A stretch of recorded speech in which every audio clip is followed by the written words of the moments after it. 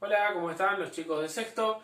Continuamos viendo rozamiento y lo que hice acá fue confeccionar una especie de tablita con distintos coeficientes. Si ustedes buscan en internet pueden encontrar un montón de estos con mayor variedad. Yo copié algunos simplemente, en donde tengo algunos materiales: acero sobre acero, aluminio sobre acero, cobre sobre acero, bueno, distintos materiales, teflón sobre acero, y cada material tiene su distinto coeficiente. Fíjense en que tiene un valor que es coeficiente de rozamiento estático y que siempre es un poquitito mayor que el coeficiente de rozamiento dinámico. Por eso mismo que les decía que cuando un cuerpo está quieto y yo lo muevo, ya es más fácil continuar moviéndolo, ¿no? Por lo tanto cambia ahí el coeficiente de rozamiento una vez que ya movió. Y bueno, el coeficiente de rozamiento por rodamiento también es muchísimo menor. Fíjense, en acero sobre acero para algo que está rodando, ¿sí?, es muchísimo más bajo que para algo que se está deslizando, ¿no? Bueno, obviamente, ¿sí? Bueno, con estos coeficientes podemos resolver ejercicios de rozamiento, ¿sí? O cualquier material que ustedes tengan lo pueden buscar en internet y van a encontrar un coeficiente de rozamiento. O de última se puede calcular experimentalmente, porque de acuerdo a la fórmula de rozamiento, que es fuerza de rozamiento igual coeficiente por el vector normal, que es el peso del cuerpo en forma horizontal.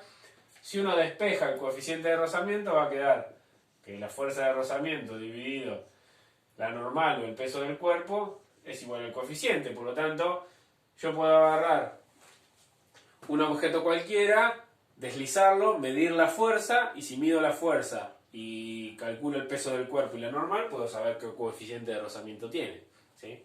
No es nada. Bueno, vamos a hacer ahora algunos ejercicios para ver cómo funciona todo esto.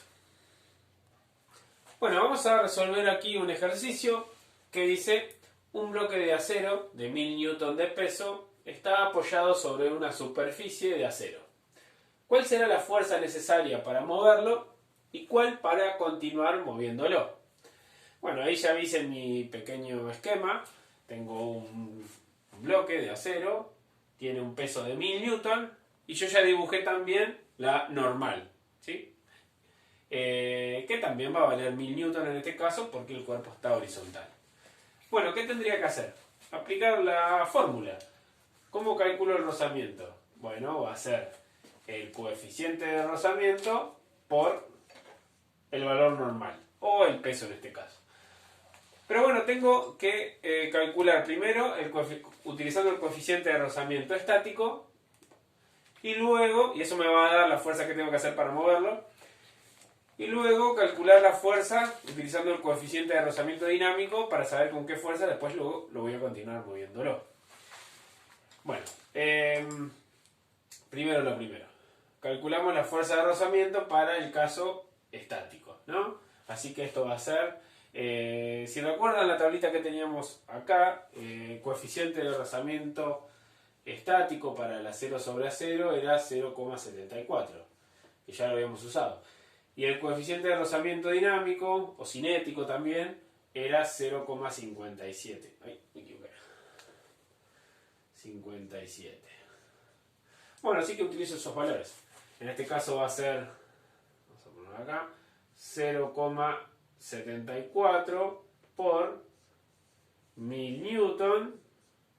Y bueno, y esto me va a dar 740, ¿no es cierto? Así que bueno, la fuerza de rozamiento, o la fuerza que yo voy a tener que hacer para moverlo, va a ser 740 newton. ¿Sí? ¿Y qué fuerza tengo que hacer para continuar moviéndolo? Porque una vez que ya lo moví es un poquitín más fácil continuar moviéndolo. Bueno, calculo lo mismo, pero usando el coeficiente de rozamiento dinámico. Esto va a ser, bueno, coeficiente por normal, y esto va a ser 0,57 por 1000 newton. Y bueno, esto me va a dar 570, ¿no? Así que bueno, la fuerza de rozamiento, que va a ser la que yo voy a tener que seguir venciendo una vez que se puso en movimiento, va a ser 570 newton. Bueno, bastante simple.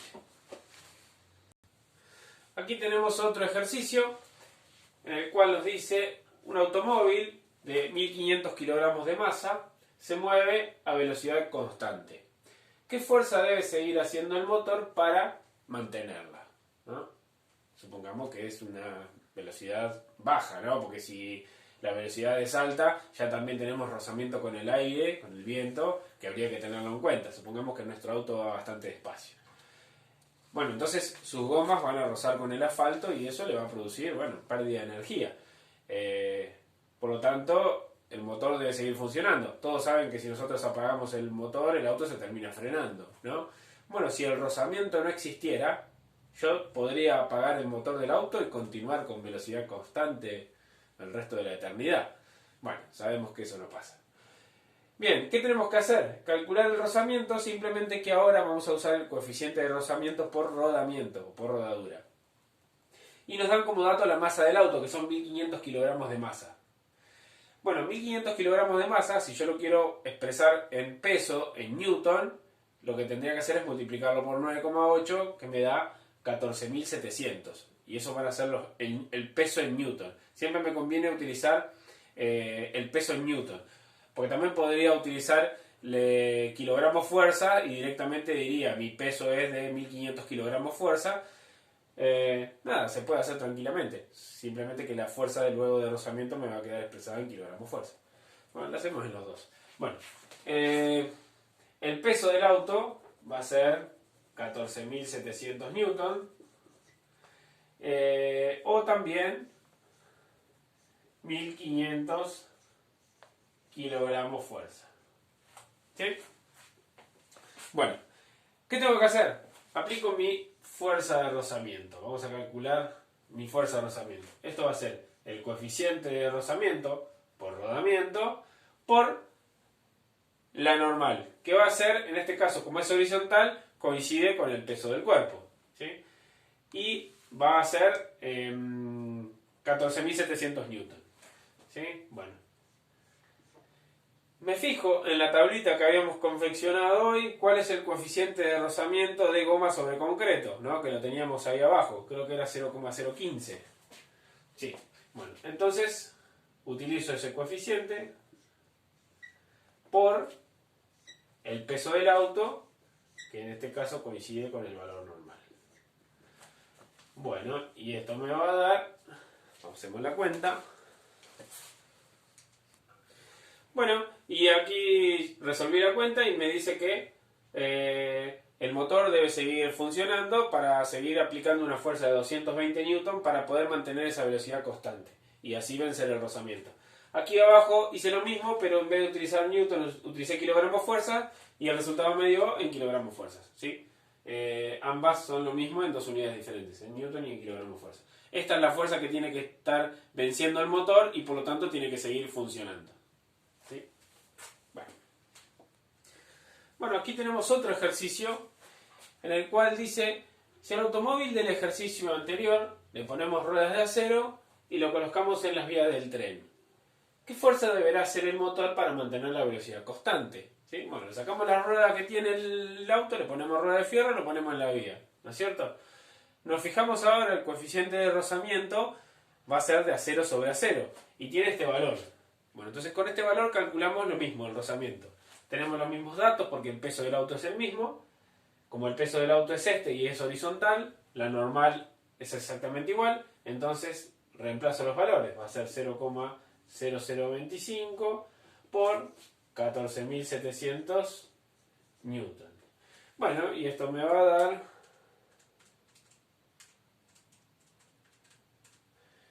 36,75 newton. Y, bueno, si lo hago en kilogramos fuerza, va a ser lo mismo, el mismo coeficiente, por 1500 kilogramos fuerza. Y esto me va a dar, bueno, 3,75.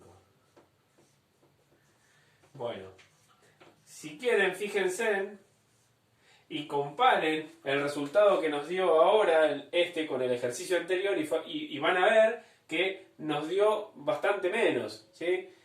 Porque el hecho de tener ruedas de acero sobre acero hace que el rozamiento sea menor. Por lo tanto, a este auto el motor le va a costar mucho menos moverlo a través de ruedas sobre rieles y no sobre goma sobre asfalto.